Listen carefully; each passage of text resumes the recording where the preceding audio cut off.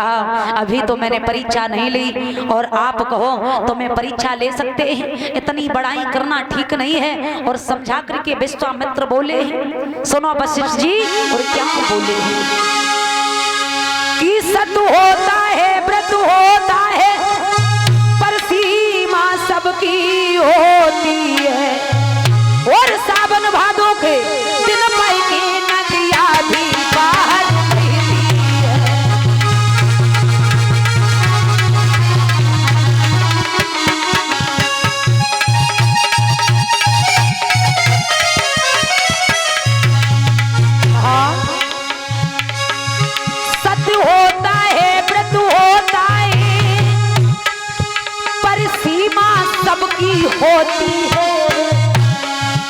सावन भादों के दिन पाई की नदियां भी बाहर बहती है।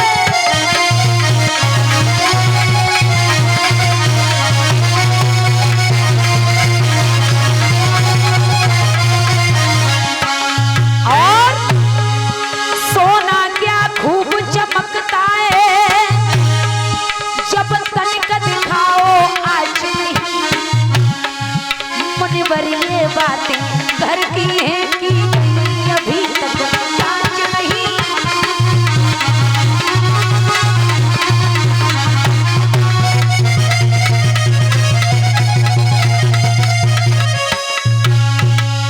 ये तो आपस की बात है, ये तो घर की बात है। जो तुम बड़ाई पे बड़ाई करते हुए चले जा रहे हो, जब सावन भादों बरसते हैं ना, तब नदियां भी उबाल लेने लगती हैं। और सोना देखा है तभी चमकता है जब आंच दिखाओ। उसी प्रकार से तुम बड़ाई पे बड़ाई करते हुए चले जा रहे हो, ज्यादा बड़ाई ठीक नहीं है। आप कहो तो हम परीक्षा ले लें, कहा कोई बात नहीं, जाओ चले जाओ, आप परीक्षा ले सकते हो। तो बोले ठीक है। आज विश्वामित्र वहां से चल देते हैं, और जैसे ही धीरे धीरे आगे बढ़े हैं तो एक शूकर का रूप धारण किया है, और महाराज हरिश्चंद्र के बगीचा में पहुंचे हैं। और जब हरिश्चंद्र के बगीचा में पहुंचे हैं तो सब बगीचा को उजाड़ने लगे, तहस नहस करने लगे।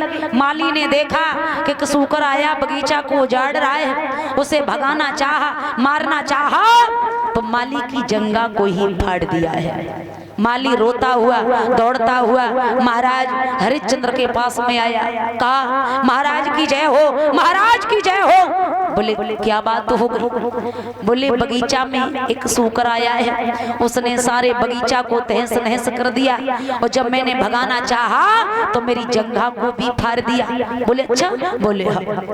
बोले चिंता मत करो, अभी तो शाम का वक्त है, और जैसे ही सुबह होगा तो हमारी जितनी सेना है सब सेना लेकर के चलेंगे और उसे छोड़ेंगे नहीं, बस मार देंगे।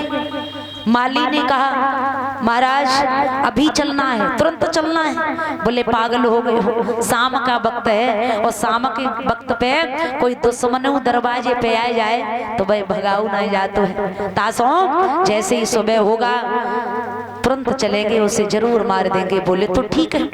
अब जैसे ही सुबह हुआ है तो महाराज हरिश्चंद्र ने अपनी सेना तैयार की है, और सेना तैयार करके बगीचा के पास में पहुंचे। मंत्री से कहा मंत्री चारों तरफ से बगीचा घिरवा लिया जाए, और अगर सोकर किसी के पास से होकर के निकल गया तो उसे उसके परिवार सहित फांसी की सजा हो जाएगी। अब महाराज चारों तरफ से बगीचा घिर जाता है, और ऐसा ही नहीं परीक्षित महाराज क्या हुआ है बताया है कि घिर गया बाग झट माली को, और जल्लादन से सरदारन से, और सुअर को आदर होने लगो बंदूक न और तलवार न।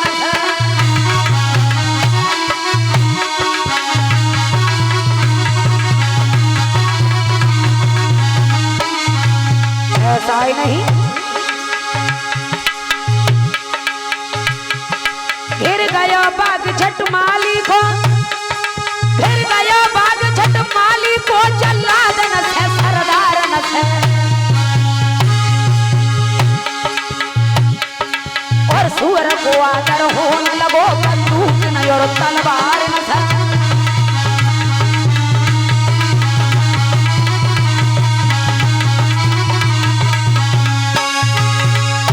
इधर चारों तरफ से बगीचा को घेर लिया, कहा ये सोकर निकल ना जाए, इसे छोड़ना नहीं है। तो आज चारों तरफ से बगीचा घेर लेते हैं। इधर विश्वामित्र ने विचार किया, अगर हम और किसी के पास से होकर के जाएंगे तो हरिश्चंद्र छोड़ेगा नहीं, मार देगा, और क्यों ना हम इसी के पास से होकर के निकल जाएं। तो आज विश्वामित्र सोकर का रूप धारण किए हैं और जहां महाराज हरिश्चंद्र खड़े थे वहीं से निकल जाते हैं। महाराज हरिश्चंद्र चीखने लगे, ए मंत्री! सोकर तो भाग गया, मरने के लिए तैयार हो जाओ। मैंने पहले से ही कह दिया था, अगर किसी के पास से होकर के सोकर निकला तो उसे उसके परिवार से फांसी हो जाएगी। महाराज आपके ऊपर से तो निकला है। क्या? हाँ, हमारे पास से होकर निकला? और क्या? झूठ नहीं, बिल्कुल झूठ नहीं बोल रहे हैं, सच बोल रहे हो। बिल्कुल। छल हो गया, छल हो गया। हाँ, मेरे पास से होके निकल गया, अब हम उसे छोड़ नहीं सकते। महाराज हरिश्चंद्र पीछा करने लगे, पीछे पीछे भागने लगे, दौड़ने लगे। इधर विश्वामित्र ने देखा अब तो ये पिछाई कर रहा है, तो एक झाड़ी देखी, झाड़ी से छिप जाते हैं। और जैसे ही हरिश्चंद्र आगे बढ़े तो विश्वामित्र एक महात्मा जी का रूप धारण करके सामने पर खड़े हो गए। महाराज हरिश्चंद्र कहने लगे, बाबा जी। बोले हाँ। बोले तुमने यहाँ से किसी सूकर को भागते हुए देखा? सूकर को? हाँ। सूकर का आप क्या करेंगे? अरे हम उसे छोड़ नहीं सकते, उसने मेरे सारे बगीचे को तहस नहस कर दिया है और माली की जंगह को फाड़ दिया, उसका हम पीछा कर रहे हैं। महाराज तो चिल्ला क्यों रहे हैं? हम सच चिल्ला रहे, उसे छोड़ नहीं सकते। इधर देखना। क्या? आपकी मस्त की लिलारी तो बता रही है किसी देश के राजा हैं आप। क्या मैं आपका परिचय जान सकता हूँ? मेरा परिचय? हाँ। सच में बात तो सच है कि हम राजा हैं। मेरा नाम महाराज हरिश्चंद्र है। क्या? हाँ, आपका ही नाम हरिश्चंद्र है? मेरा ही नाम हरिश्चंद्र है। छी छी महाराज, क्या हो गया? खुदा पहाड़ निकली चुईया। क्या? मैं तो आपके दरवाजे पे जा रहा था। हमारे दरवाजे पर? हाँ। क्यों? एक कन्या थी, हाँ, उसके हाथ पीले करने थे। अच्छा, सोचा कुछ दान ले आऊं, बहुत बढ़िया। लेकिन एक जीव की हत्या करने वाला राजा कभी धर्म के रास्ते पर नहीं चल। बाबा जी, हाँ। आप चिंता मत करो, अगर आपकी बेटी शादी के योग हो चुकी है तो आपको हम इतना धन दे देंगे, इतना धन दे देंगे जो तुम्हारी बेटी की सुंदर घर में सगाई हो जाए। राजन, हाँ, ऐसे हमें विश्वास नहीं होता है, पहले आप त्रिवाचा भरिए और संकल्प छोड़िए। संकल्प छोड़ना पड़ेगा? हाँ, त्रिवाचा भी भरना पड़ेगा? बिल्कुल। इतनी छोटी बात के लिए? कोई बात नहीं, देखो यहाँ तो हमारे पास में कुछ नहीं है देने के लिए। अरे कुछ तो होगा बाबा जी। हाँ। यहाँ वैसे है तो कुछ नहीं, लेकिन ये कुंजी और लगाम है। राजन, हाँ, इसी को संकल्प में छोड़ दो, कोई बात नहीं। इससे मुझे विश्वास हो जाएगा कि राजन आप देने वाले हैं और स्वामी जी झोली पहला करके लेने वाले। कोई बात नहीं, आप मांग रहे हो तो हम इनकार नहीं कर सकते हैं। लो, ये कुंजी और लगाम है, यही ले लो। आज महाराज हरिश्चंद्र ने त्रिवाचा भी भर दिया और कुंजी और लगाम भी दे दी है। राजन, हाँ, अब 60 बार सोना और दे दे। क्या? 60 बार सोना? अच्छा, दक्षिणा के रूप में? हाँ। चिंता मत करो, आप हमारे साथ हमारे महल में चलो, आपको हम अवश्य दे देंगे। आज महाराज हरिश्चंद्र ने महात्मा जी को साथ में लो है और अपने महल में आए और मंत्री को आवाज लगाई, कहा, मंत्री, ये जो महात्मा जी बैठे हैं पीलो लाल अंगोछा डारे, हाँ, क्या करें? इनको इतना धन दे दिया जाए, इतना धन दे दिया जाए जो इनके घर में बेटी है उसके पीले हाथ हो जाए, धूमधाम से शादी हो जाए। राजन, हाँ, चाबी तो दे दो। चाबी? हाँ।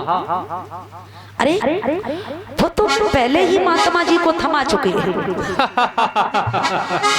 राजन, हाँ? इस चाबी का मतलब जानते हैं आप? जितना भी आपका धन दौलत माल खजाना कोठी बंगले गाड़ी घोड़े गाड़ी घोड़े अब वो है सब मेरे। और ये मंत्री है ना, ये मंत्री भी मेरा है, ये अच्छा? नौकर भी मेरा है। और जहाँ तक आपका राज्य है वो सब मेरा है, ये प्रजा भी सब मेरी है। अच्छा, ये क्या हो गया? कोई बात नहीं बाबा जी, आपका सब कुछ हो गया, मुझे कोई परेशानी नहीं है। और आप कह रहे हो कि 60 भाड़ सोना दक्षिणा के रूप में बाकी है, हम आपको वो भी दे देंगे। हम बिक जाएंगे, हमारी पत्नी बिक जाएगी काशी में, और आपको इस प्रकार से हम जाने नहीं देंगे। 60 भाड़ सोना आपको बस दे देंगे, चिंता करने की जरूरत नहीं है।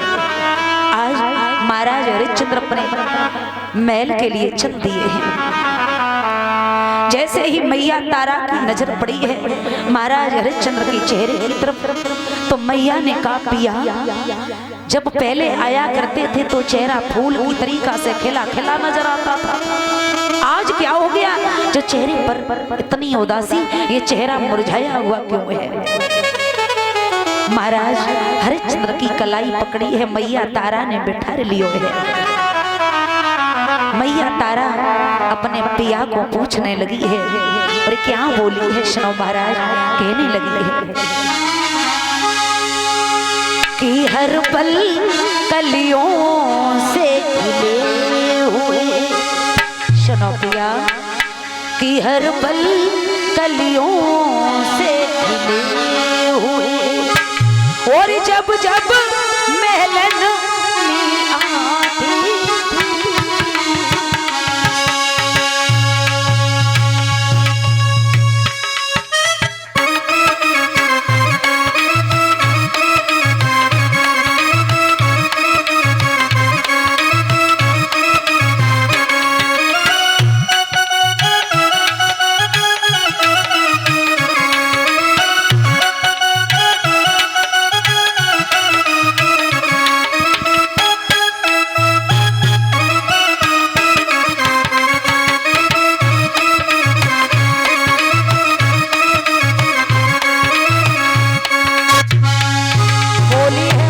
तारा सुनो पिया, कहने लगी है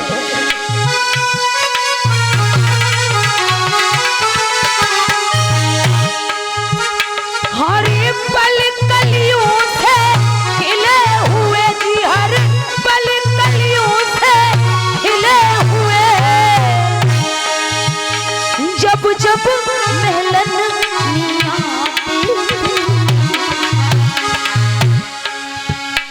चंद्रमा जैसा चेहरा तुमरा,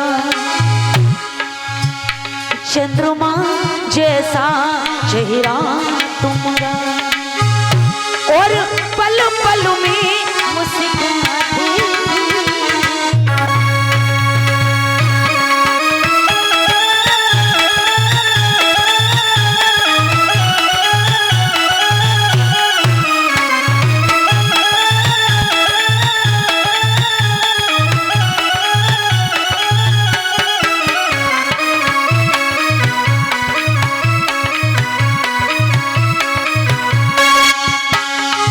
सुनो महाराज क्या हो गया, बोल क्यों नहीं रहे हो?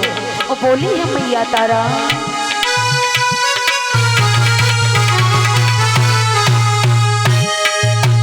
क्या भूखा साधु चला गया जी, क्या भूखा साधु चला गया, या हुआ राजनी घाटा, सच सच मोए पिया बताए दियो, सच सच मोए सजन बताए दियो,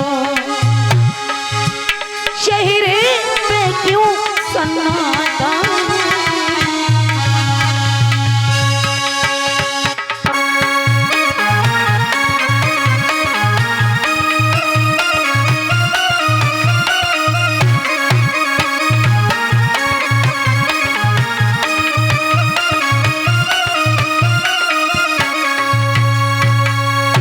मैया तारा ने कहा पिया क्या हो गया है? क्या कोई साधु संत महात्मा भूखा चला गया है? क्या कोई राज में घाटा हो गया? बोल क्यों नहीं रहे हो? क्या हो गया? महाराज हरिश्चंद्र कहने लगे ही तारा सब कुछ चला गया, फिर भी 60 भाड़ सोना दक्षिणा के रूप में और शेष है।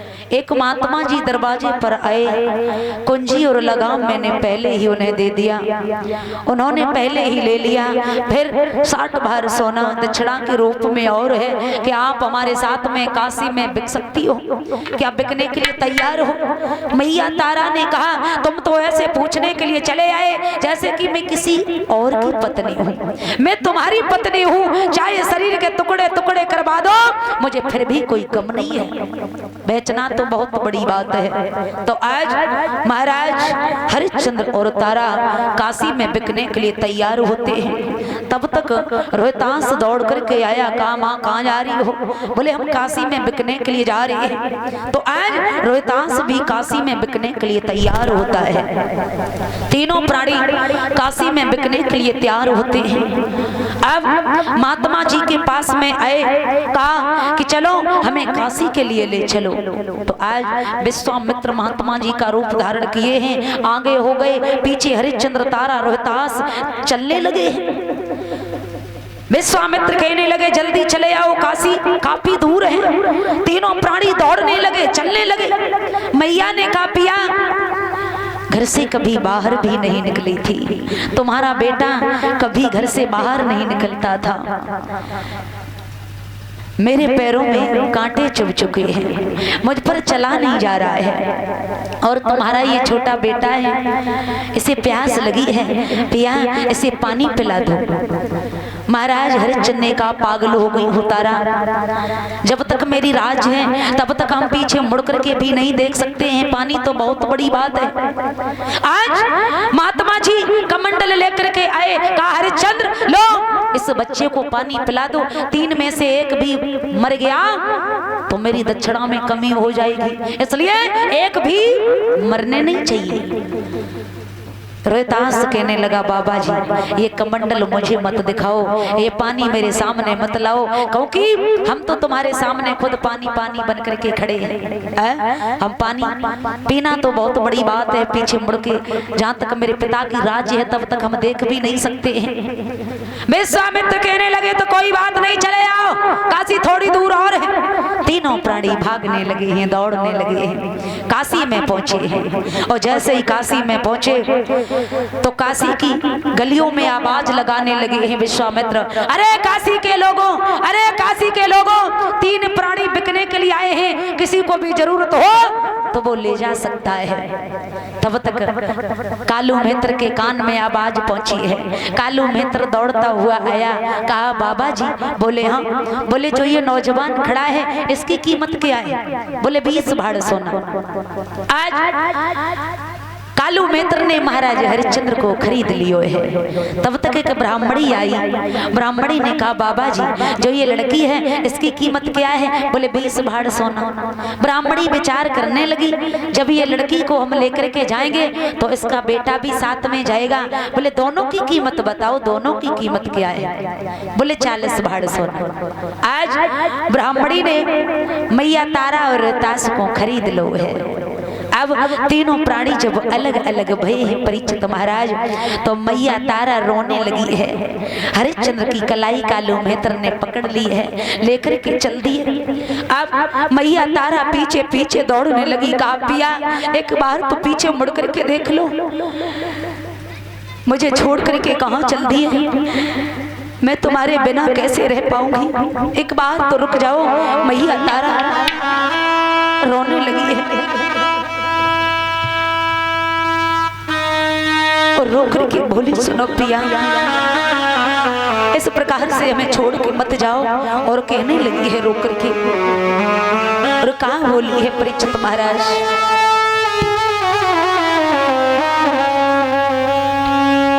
बोली है मैया तारा, सुनो महाराज कि जरा ठहर जाओ पिया, कि जरा ठहर जाओ तो फिर क्या नहीं है, भर के देखा नहीं है, अभी हमने जी भर के देखा नहीं है।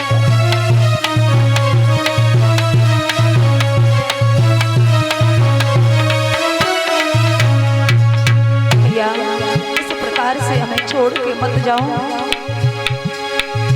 मेरा सुख छीन और जीवन मेरा छीन लिया, यही एक धर्म था और वो भी तुमने जुदा किया।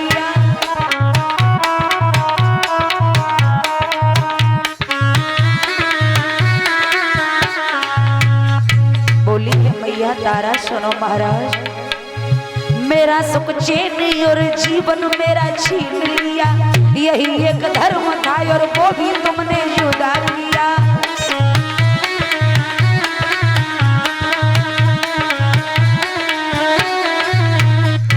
सुनो महाराज, जरा ठहरो ठहरो पिया, जरा ठहर जाओ तो फिर क्या नहीं, अभी हमने जी भर के देखा नहीं है, अभी हमने जी भर के देखा नहीं है।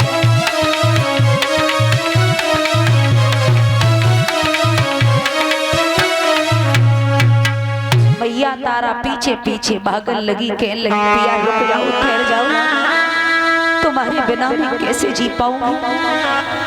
महाराज हरिश्चंद्र कहने लगे तारा तुम्हें रोने की जरूरत नहीं है, क्योंकि हम तो अकेले जा रहे हैं, तुम्हारे साथ में तुम्हारा बेटा रोहतास जा रहा है। मुझे याद मत करना, इसी के सारे से अपना जीवन यापन कर लेना, और हमसे अभागा पति तो इस संसार में कोई भी हो नहीं सकता है।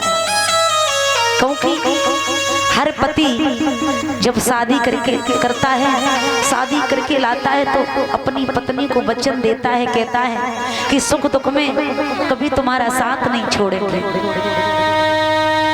जब 7 भामरें पड़ती, हर भामर पर पति वचन देता है कि हमेशा दुख सुख में तुम्हारे साथ खड़े रहेंगे, कभी हम पीठ नहीं दिखाएंगे। और आज मैं तुम्हें भरे बाजार में बेच करके जा रहा हूँ, मुझसे अभागा पति तो इस संसार में कोई नहीं है जो आज अपने घर की आबरू को भरे बाजार में बेच करके मैं जा रहा हूँ। मुझे माफ कर देना तारा, मुझे याद मत करना बिल्कुल भी, चली जाओ। आज कालू मेहतर ने कलाई पकड़ी और खींच करके लेकर के चला जाता है। मैया तारा रोहतास ब्राह्मणी के साथ में चली आती है। जैसे ही कालू मेहतर महाराज हरिश्चंद्र को लेकर के